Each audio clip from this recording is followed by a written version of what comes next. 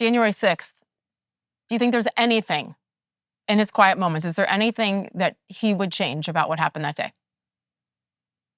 Sure. Look, I think everybody looks back on that day and never wants to see it happen again.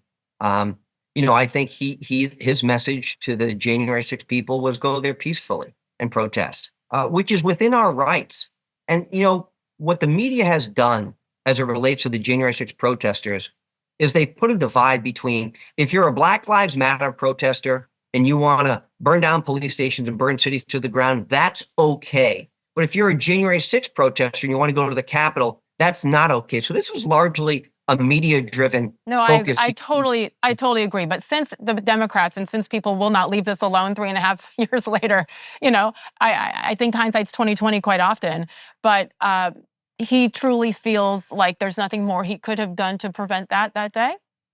Well, look, I think nobody wanted to see a poor woman lose her life at the hands of a police Yes. officer.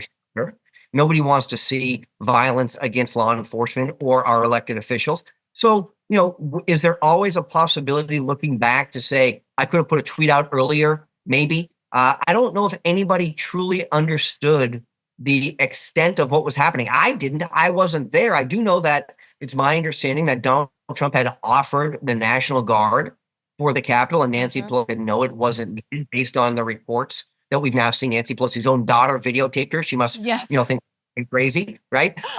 But the reality is, hindsight is 2020. When you're in the moment of it, sometimes you don't understand or can't fully comprehend what's going on. But I do think when he asked his supporters to go to the Capitol peacefully, that was what was in his heart, was to be peaceful. And he never asked for violence. He doesn't want. He didn't. And I've said that to 100 people too. He really did not. And people, at the end of the day, I think, my goodness, you have to be a great leader, but have such thick skin to even begin to consider doing this kind of job, because even when people know the facts and can listen back to the sound bites and look at all the tweets, et cetera, they're going to believe what they want to believe. And I do think that that is definitely the case with January 6th.